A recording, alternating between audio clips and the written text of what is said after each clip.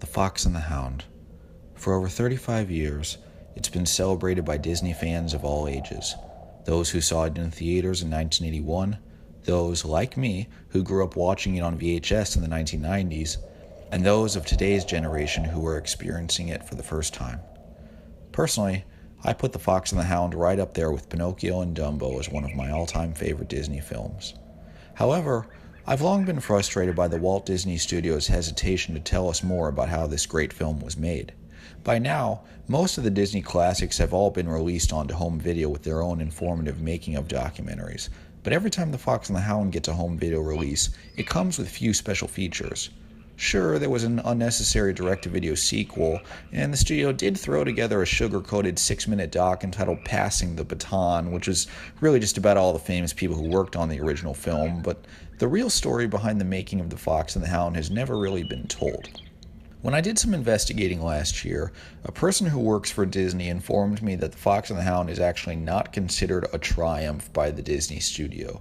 Amazed by this, I then reached out to various people who worked on The Fox and the Hound, and only then did I discover how stormy its production really was. So in this video, you'll hear about some of the blood, sweat, and tears that went into the making of The Fox and the Hound, and hopefully by the end of it, you'll have a deeper sense of just how difficult it is to make a great animated film. The Fox and the Hound is based on the 1967 novel by Daniel P. Mannix. Unlike the film, Mannix's novel is bleak, dark, and savagely violent. There is never any friendship between Todd and Copper. They hate each other from the moment they first meet.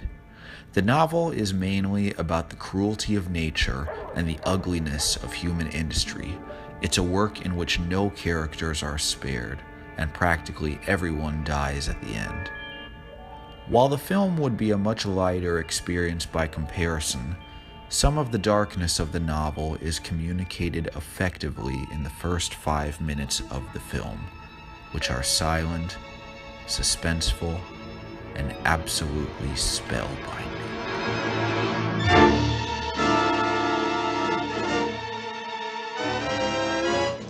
As in the film, Todd's mother dies trying to protect him. As in the film, Todd is raised by a human, and he briefly befriends one of the human's dogs, though it isn't Copper in this instance. As in the film, Todd eventually gets old enough to venture out into the wilderness on his own. But unlike the film, both of Todd's mates, as well as his offspring, are continuously slaughtered by Copper and his master. Eventually, the forest around them is torn down and replaced by man-made properties. The new generation of foxes become crazed lunatics, mindlessly attacking innocent children in the neighborhoods, driven insane by poisonous bait and destructive industry. At the end of the book, an old and wary Todd finally dies of exhaustion during a long chase, and later, an old Copper is taken into the woods and euthanized by his tearful, aging master. What makes the book so fascinating is that Mannix plunges you so thoroughly into the perspectives of both Todd and Copper. For much of the book, I rooted for Todd, but by the end, I found myself rooting for Copper and his master to set out on one last hunt and kill Todd once and for all, because by that point, none of them have anything else to live for. As Mannix writes in the final pages, Copper gave the master's hand one last lick. He did not care what happened as long as he would never be separated from the master, for he had killed the great fox, and in this miserable, fouled land there was no longer any place for fox, hound, or human being. In real life, Daniel Mannix himself really did own a pet fox named Todd, and I'm assuming that the reason why longtime Disney producer-director Wolfgang Reitherman wanted to adapt The Fox and the Hound into an animated feature was because his own family had also once taken care of a pet fox. Drastic changes would be made in order to tone the source material down for family audiences. But if you've never read Mannix's book, I highly recommend it, provided you can stomach the violence, of course.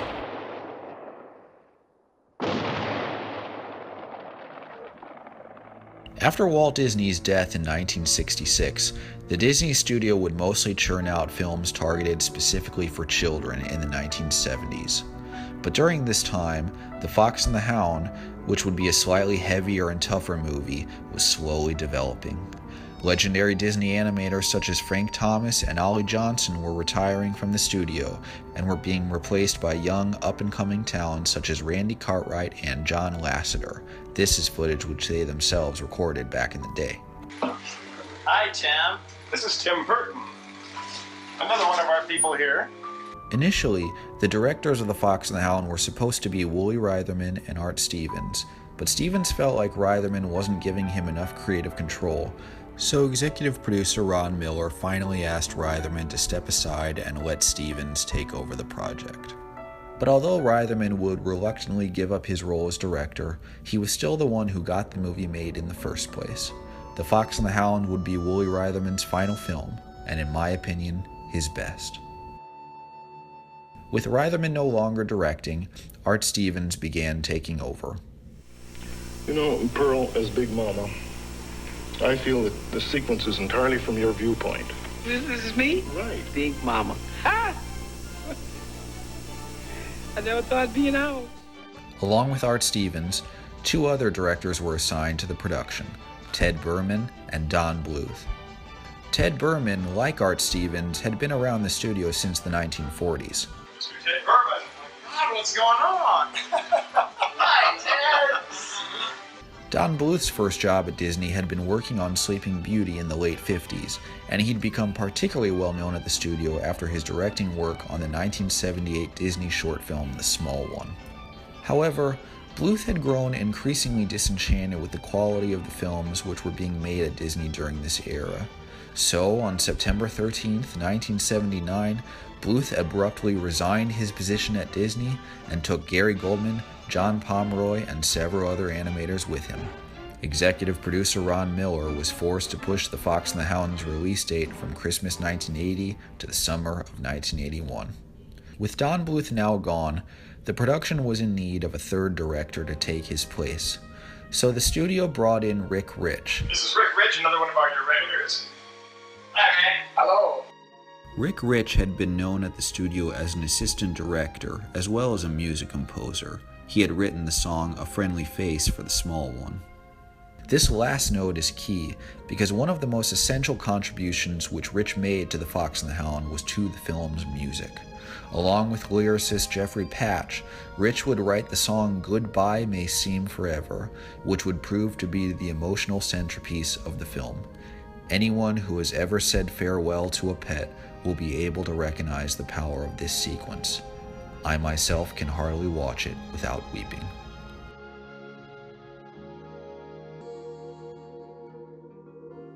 Goodbye may seem forever, farewell is like the end, but in my heart's a memory, and there you'll always be.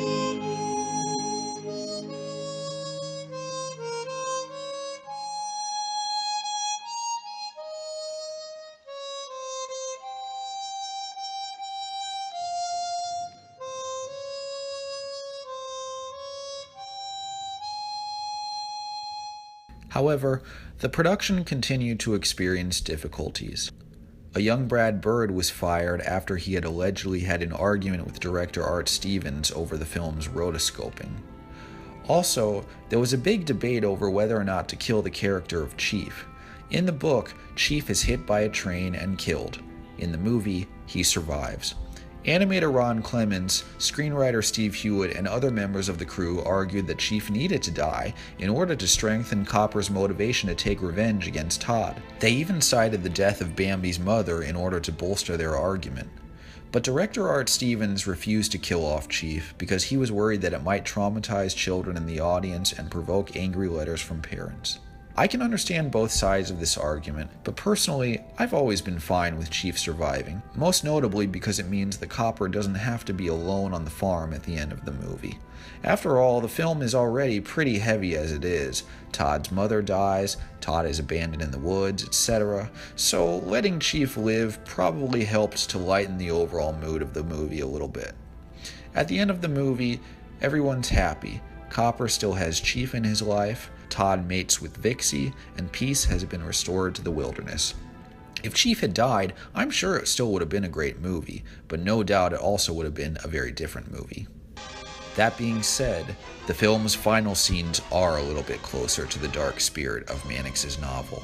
We see scenes in which a grown Todd and Copper growl at each other with pure hatred in their eyes, ready to kill. And in the film's unforgettable climax, the cruelty and ruthlessness of nature manifests itself in the form of a giant killer bear. The bear attack sequence was largely animated by Glenn Keane and John Lasseter. The animators had some disagreements with the studio as to how the sequence should be handled, allegedly because of budget cutbacks, but regardless, the final sequence turned out to be incredibly thrilling and jaw-dropping.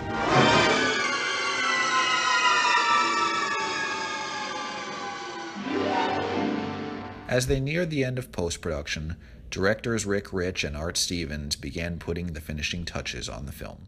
One approach would be to let the dog growls and the bear growls kind of carry the action there.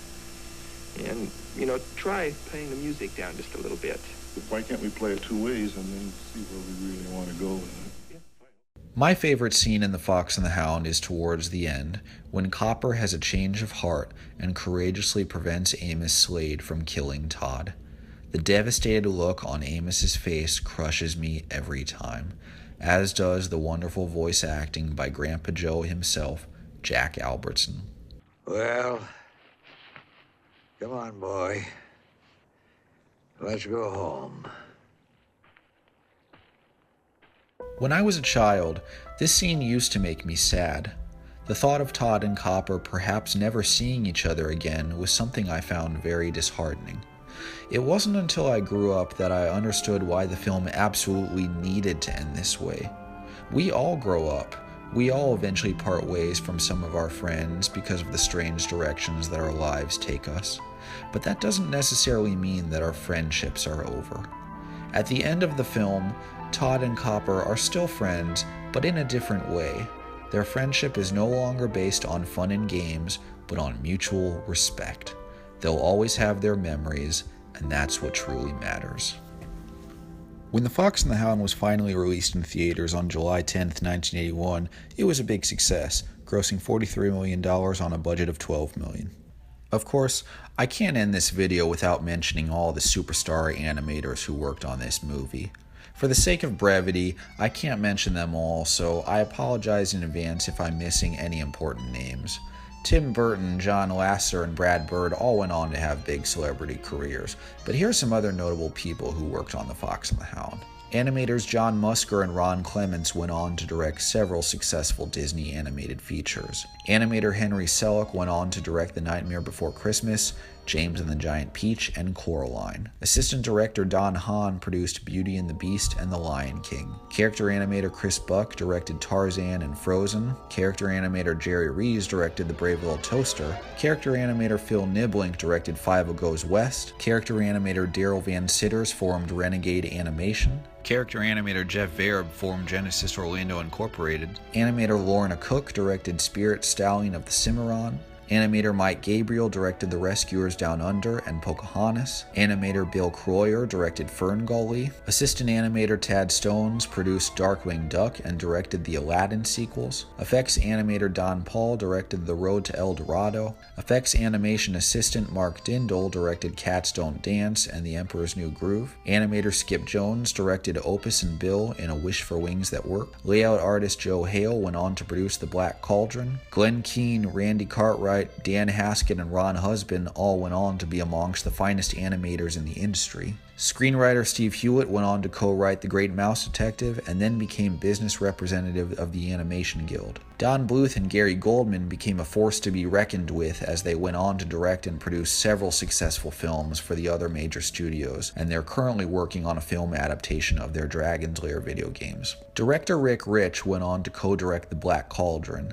Then, after leaving Disney, he went on to form his own company, and has since directed and/or produced such independent animated films as The Swan Princess, Muhammad the Last Prophet, and the Alpha and Omega franchise. So all in all, The Fox and the Hound was a tough movie to make, but we all got a great movie in the end. And if you're a fan of the movie, by all means check out the original book by Daniel Mannix. It's a very different story, but with its own visceral and heartbreaking message. The book is a buried treasure that's just waiting to be rediscovered. And the film adaptation has always, and will always, captivate audiences throughout the generations with its profound themes of friendship, the coming of age, the acceptance of loss, and forgiveness. Thanks for watching.